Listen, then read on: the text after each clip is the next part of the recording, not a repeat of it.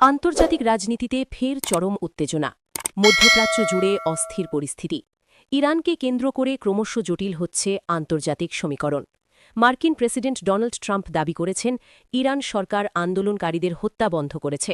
ট্রাম্পের এই মন্তব্য ঘিরে নতুন করে বিতর্ক শুরু হয়েছে। তবে তেহরান প্রশাসনের তরফে এখনও পর্যন্ত কোনো সরকারি বিবৃতি বা নিরপেক্ষ প্রমাণ সামনে আসেনি।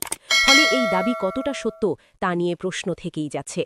এই উত্তেজনার সরাসরি প্রভাব পড়ছে সাধারণ মানুষের জীবনে। ইরানের আকাশসীমা বন্ধ থাকায় আন্তর্জাতিক বিমান চলাচলে ব্যাপক ব্যাঘাত ঘটছে। নিরাপত্তাজনিত কারণ দেখিয়ে এয়ার ইন্ডিয়ার একাধিক ফ্লাইট বাতিল করা হয়েছে। যাত্রীদের ভোগান্তি চরমে। বিভিন্ন বিমানবন্দরে আটকে পড়েছেন বহু মানুষ। অন্যদিকে দক্ষিণ আমেরিকার দেশ ভেনেজুয়েলায় রাজনৈতিক অস্থিরতা আরও গভীর হচ্ছে।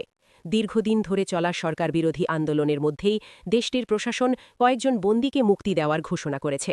আন্তর্জাতিক মহলের মতে এই পদক্ষেপ রাজনৈতিক চাপ সামাল দেওয়ার কৌশল বলেই মনে করা হচ্ছে। এবার নজর দেশীয় খবরে। বাংলাদেশে ক্রিকেট প্রশাসনে চরম অচলাবস্থা। বিসিবির এক বিতর্কিত কর্মকর্তাকে বরখাস্ত না করায় তীব্র অসন্তোষ তৈরি হয়েছে ক্রিকেট মহলে।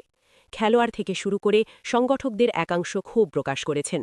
এর জেরে বাংলাদেশের ক্রিকেট কাঠামো কার্যত স্থবির হয়ে পড়ার আশঙ্কা তৈরি হয়েছে।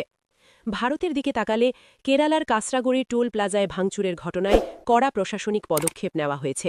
ঘটনায় জড়িত থাকার অভিযোগে প্রায় ৫০০ জনের বিরুদ্ধে মামলা দায়ের করেছে পুলিশ। এলাকায় অতিরিক্ত নিরাপত্তা মোতায়েন করা হয়েছে। পরিস্থিতির উপর কড়া নজর রাখা হচ্ছে। সংবাদ এ পর্যন্ত। পরবর্তী আপডেট পেতে আমাদের সঙ্গে থাকুন।